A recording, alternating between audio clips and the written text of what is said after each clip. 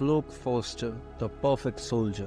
Floch forster, soldier forged in fire by Erwin Smith. Naivety. The beginning of Floch was ordinary, a young boy driven by propaganda of authorities. At first, his outlook on the battle was too simplistic, his values were shaky, and he was surely unaware of the uncertainty and horrors of the battlefield. First, the meaning of life.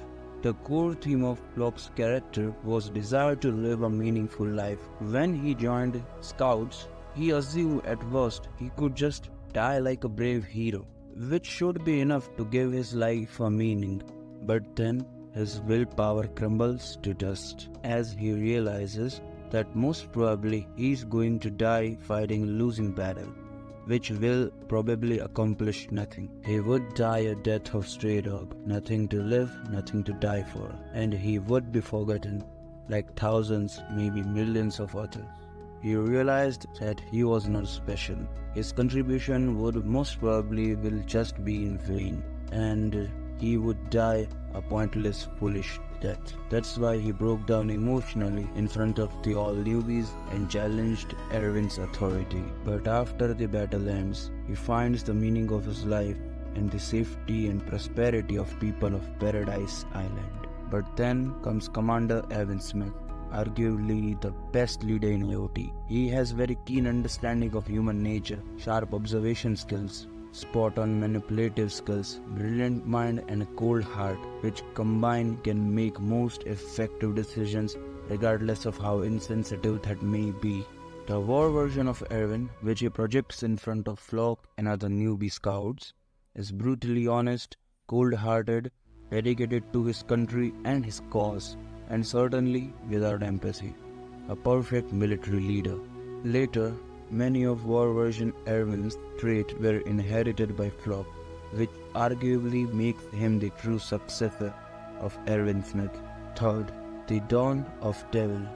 After witnessing the fragility of dreams, human life, hopes, and the horrors of war, shockingly, Floch found himself alive and tries to find another survivor. Then he finds Erwin in critical condition and brings him back to Levi. At this moment, he begins to understand what it takes to win wars, the risks and rewards of gamble, and therefore he says we need a devil like Erwin to save humanity, because sometimes to save humanity you have to sacrifice your own. Because, according to Floch, emotions makes us cluttered and confused, which leads to counterproductive decisions. That's what exactly happened in this case. Now, war version Erwin becomes lighthouse in the dark oceans of life for Floch, which guides him further. He finds conviction and clarity in the face of uncertainty of life and death. Like Erwin, he absolutely dedicates himself for the people of Paradise, which gives his life meaning, purpose. He dehumanizes enemies and uses every method necessary for victory, and that's the making of devil. Fourth, unapologetic. After the battle against Beast Titan, Floch became honest and clear-minded, and that's what makes him unapologetic.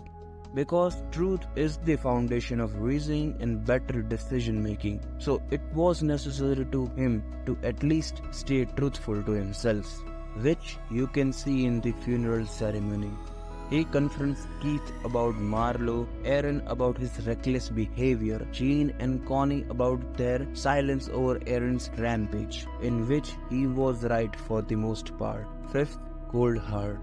It is one of the traits that he inherited from Erwin. After witnessing Erwin's actions, he understood that in order to achieve your objectives, goals, you have to find most effective and accurate way, no matter how inhumane or insane it may be. Cause at the end of the day, the survival of the Paradise is the only thing matters to him. Like when...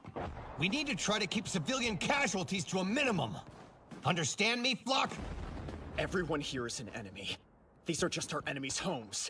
Shows how he paints all the people outside of walls same as enemies and thinks in binary. They or us. There is no middle ground for him. Just like an ideal soldier should be. No mercy. The same value Floch promotes in new recruits. Example, when Gabi and Falco got into their plane and shooted Sasha, all the soldiers including Floch beaten kids brutally and were going to throw them off the plane, which depicts inhumane view of average soldier towards the rest of the world. He constructed and managed the rogue faction named Jaegerist under the nose of military high command. He deceived Yelena, Hanji and the authorities. He even enforced his ethics and his worldview to fellow Jaegerists. With the help of spinal fluid wine, he took over whole Paradise Island almost instantly, and he also wanted to get rid of Envy. And not just that, he tried to manipulate anti-Malian volunteers by providing them all the comforts they would ever need, and at the same time threatening to take their lives, pushing them to obey him. And he tried to persuade Jean too by highlighting his dream of comfy life and implying that he doesn't have to fight anymore. He also lied about the death of Levi and Hanji in the hopes of breaking their willpower. He organized public execution of Yelena and Onyankopon. He purposefully forced new recruits to beat Keith, and by doing that, he is preparing them to be cold-hearted and molding them in a certain way. 7th, the Pseudo ruler of Parody. When rumbling started, inside Parody, all of the remaining military was under the command of Floch. If he had just killed Azumabito's engineers, then battle would have been ended. But survivors were very strong. That's why they put up a fight against Floch succeeded. Then all of the administration would have fallen under the command of Floch, and sooner or later, most of the teen saviors would be executed. Persistence. Even when 3 Titan shifters were attacking, sudden betrayal of Connie, Mikasa, Armin, combined forces of them and escaping Azumabito's crew were overwhelming Jaegerists. But he didn't lose hope, even after bombarded by all of this. He fought and almost destroyed the ship, but then Gabi shooted him and he missed.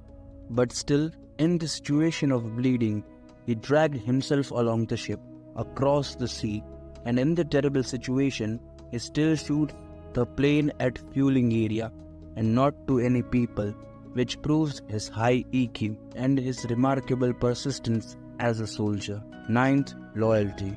Because of the absolute loyalty towards people of Parody, he made Eren, an unlikable person, his leader. He betrayed the whole ruling authority and even sacrificed the life of others and himself. At the end, he was still urging and begging to stop to Mikasa and Hanji and let Eren complete rumbling, and was concerned about the future of people of Parody even at his deathbed. Maybe he found his life's meaning there and died as a hero, or maybe devil of Paradise Island. At last, Floch fosters absolute loyalty towards Parody, the capacity to make inhumane and hard decisions, and unwavering determination, which makes him truly the perfect soldier of Parody. If you want to see why Erwin Smith is the master of manipulation, check out this video.